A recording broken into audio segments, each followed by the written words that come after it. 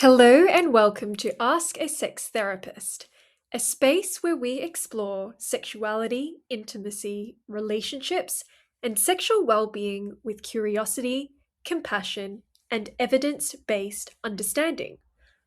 I'm Justine Gilliland, a sex therapist and counselor, and in today's episode, we're exploring the question, what is low libido and why does it happen?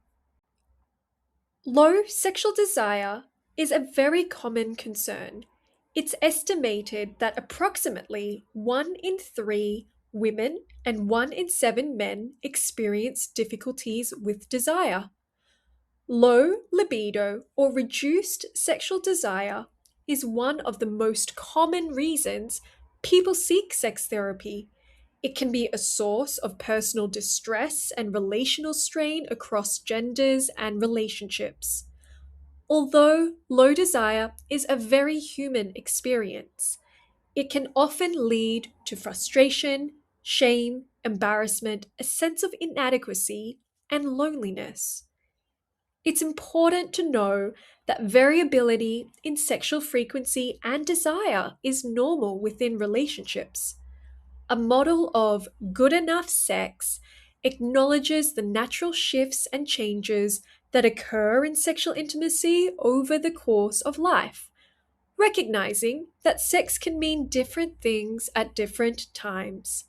Today, I'm going to explore some of the common causes of low libido, myths that often fuel misunderstanding, and how sex therapy can support sexual well-being. What is low libido? Libido is also known as sexual desire, the interest or motivation towards sexual activity. Low libido is a lack of or significantly reduced sexual interest, sexual thoughts, fantasies, and desire for sex. This can look like not wanting to engage in a partner's attempts to initiate sexual activity, a decline in your own attempts to initiate, or reduced sexual excitement and pleasure during sexual encounters. Low libido affects individuals of all genders and sexual orientations. Importantly, dips in desire are often natural and normal. However, if low libido is persistent and causing distress, it might be a time to reach out for support. So, what causes low libido? There are many potential reasons for this, and it is often multifaceted. There are psychological causes, for example, stress, anxiety, depression, negative thoughts and beliefs about sex, sexual trauma, negative body image, and intimacy fears can all hit the brakes on sexual desire.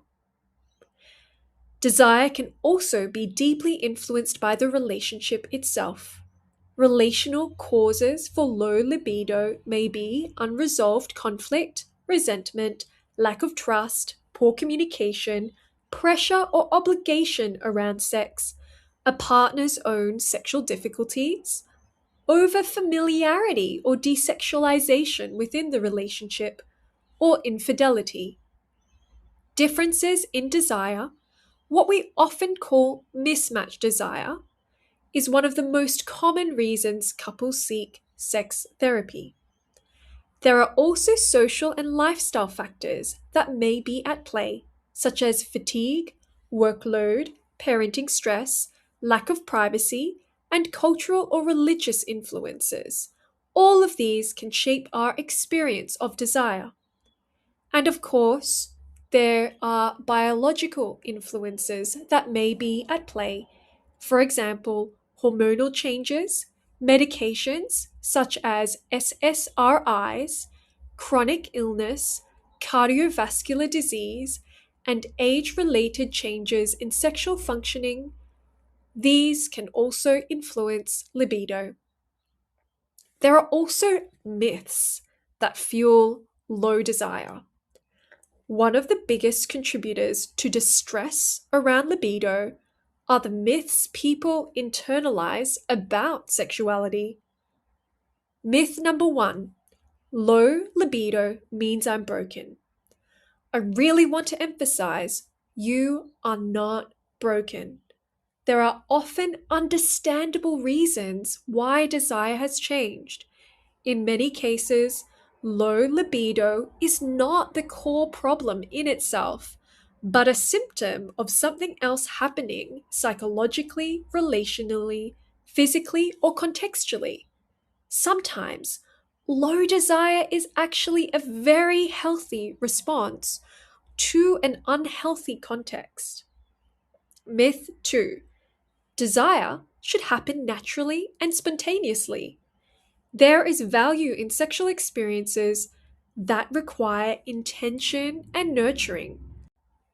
Long term, enjoyable sex often involves prioritization, openness, emotional connection, and care. Desire does not always just happen.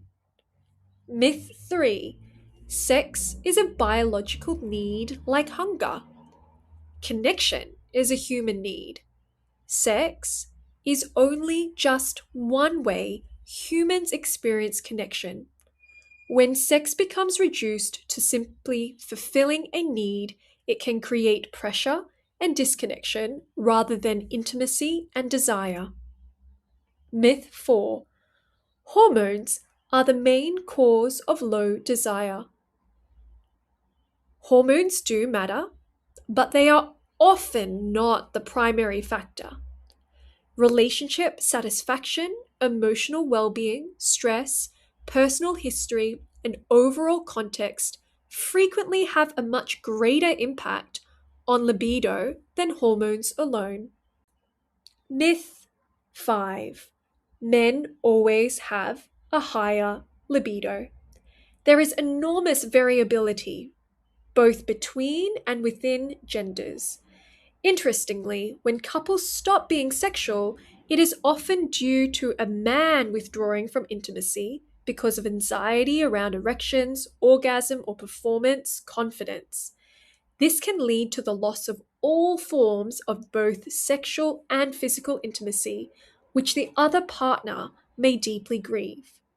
Myth 6: orgasm during intercourse is the measure of satisfying sex. This belief creates pressure and turns sex into a performance. Only a minority of females reliably orgasm through intercourse alone. Pleasure, emotional connection, sensuality, and eroticism are all meaningful parts of sexuality beyond orgasm or penetration. So, how can sex therapy help with low desire? Sex therapy is a holistic way to approach low libido in a confidential, non judgmental, warm, and supportive environment. In therapy, we explore emotions, beliefs, relationship patterns, physical well being, and personal history, all of which may be contributing to the experience of desire. Understanding your experience is incredibly important. Often, understanding itself can bring relief, self acceptance, and healing. From that place, we can begin unpacking myths and replacing them with more accurate and compassionate understandings of sexuality. We also explore practical tools and strategies that support sexual well being and connection. If you are in a relationship, sex therapy for low libido is more effective when the couple attends together. This supports the relationship itself and helps the couple approach the issue as a sexual team rather than as an individual problem. So, when might it actually be helpful to seek support? It may be helpful to seek support if you or your relationship are experiencing distress, if intimacy and connection are being impacted, if there is accompanying shame, anxiety, or sexual pain, if low desire feels chronic or worsening, or if you simply want to revitalize your sexual bond. So, what are my final thoughts around low libido? Low libido is a common human experience. Fluctuations in sexual desire are normal, and sometimes low desire is actually a healthy response to stress, disconnection, pressure, or exhaustion. If desire is important to you, there is hope for nurturing it. Sexuality is not static. It shifts across life, relationships, health, stress, and emotional well-being. Understanding those influences can help move the experience from shame and confusion toward curiosity and connection. Thank you for listening to Ask a Sex Therapist. This podcast is a space where I'll be exploring common questions and themes that arise in my work around sexuality, intimacy, relationships, and sexual well-being. Topics that many people quietly struggle with, but rarely talk about openly. If you'd like to learn more, explore related blogs, or inquire about online sex therapy across Australia, you can visit my website at wellbeingcounsellor.com.au. You can also subscribe for future conversations about sexuality, intimacy, relationships, and emotional well-being.